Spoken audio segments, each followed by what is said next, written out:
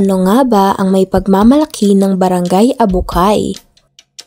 Minsan sa may kalayaan tayo'y nagkatagpuan. May mga sariling gimik at kanya-kanyang hangad sa buhay. Una na rito ang kasalukuyang itinatayo na bagong basketball court at barangay hall.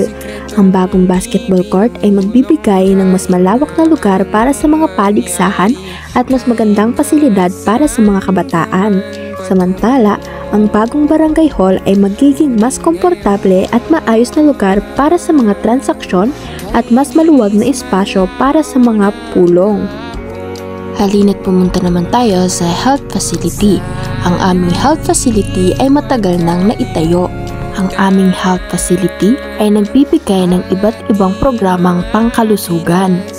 Because our barangay strives to provide compassionate and effective care, empowering our community to live healthier and happier lives. At syempre, ang aming barangay rin ay mayroong transport vehicle na ilang buwan pa lamang ang nakalilipas mula nang maibigay ng local government unit o pilar.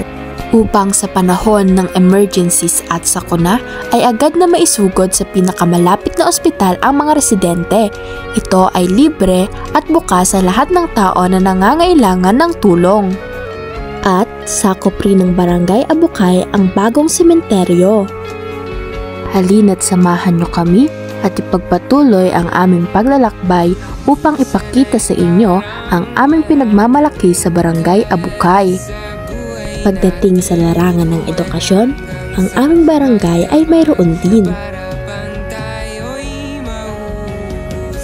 Matagal nang nakatayo ang Abukay Elementary School na naghahatid ng edukasyon sa komunidad.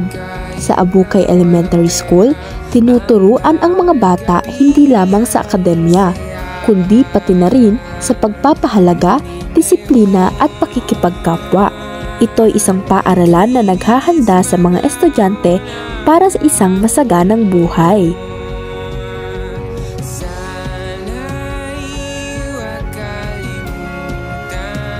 Teka, bago muna tayo pumunta sa Abukay National High School main campus, dito muna tayo sa Annex. Dito sa Annex, nag-aaral ang mga grade 10 at senior high school, like grade 11 and grade 12. Halina't pumunta naman sa main campus.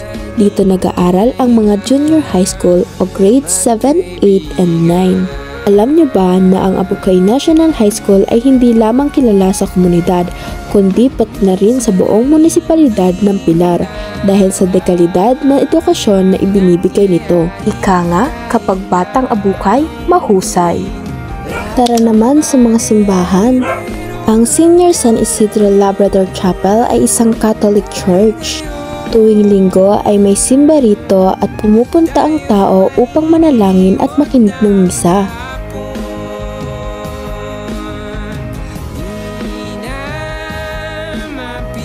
Ito ang aming Saint Patron, San Isidro Labrador. Sa gilid nito ay may espasyo para sa pagsindi ng kandila upang manalangin. Ang The Potter's House Christian Fellowship Church ay isang tanyag na simbahan na ang relihiyon ay Kristiyano. Ito ay born again or Christian church.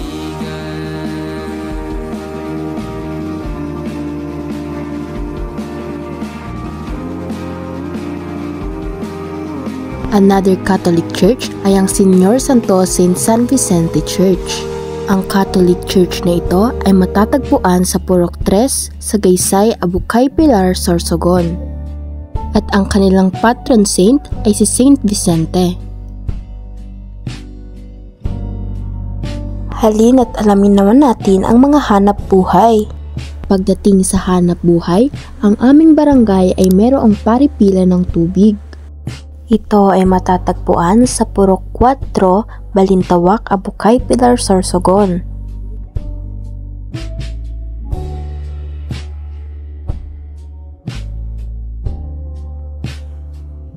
Ito naman ang tindahan ni Ate Babes. Itong tindahan na to ay kilalang kilala dahil sa iba't iba nitong paninda katulad ng tsinelas, mga gamit sa bahay at iba pa.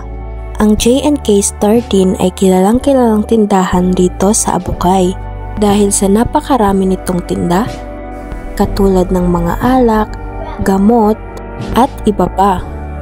Kitang-kita naman na punong-puno ng paninda ang tindahang ito. Ang J&K Store din ay nagpiprint.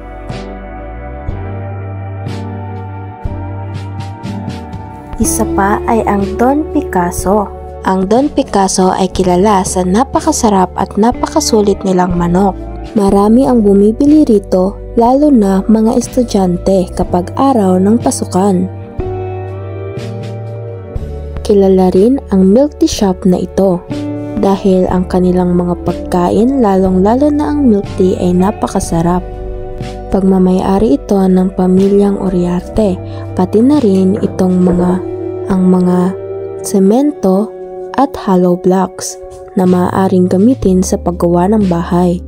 Mayroon din ang Abukay na paayusan ng motor. Pagmamay-ari ito ng pamilyang Gomez. Tatagpuan ito sa Balintawak, Abukay, Pilar, Sorsogon, katapat ng Abukay Elementary School.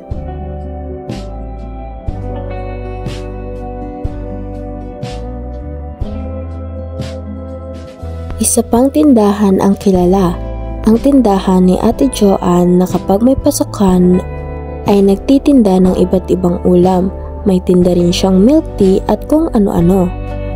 At mayroon ding Orticio Store na matatagpuan sa sentro ng Abukay. Nagtitinda rin ito ng kahit ano, katulad ng pampakain sa manok, sa baboy at kung ano-ano pa. Nagtitinda rin sila ng kahit anong tinapay.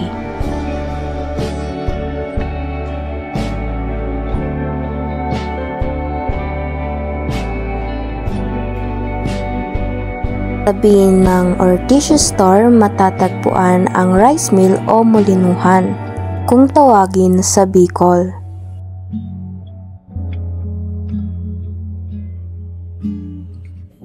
Isa pang hanap buhay ay ang pagtitinda ng mga isda. Gumagawa rin ang mga tao rito ng placemat, bag at iba pa. At syempre, pangunahing hanap buhay rin rito ang pagsasaka. Syempre, ipinagmamalaki rin namin ang bagong tulay na noon ay hanging bridge. Ang tulay na ito ay napakilaking tulong para sa mga tao dahil hindi na sila mahihirapan pang tumawid. At yan po ang aming mga maipagmamalaki sa aming barangay.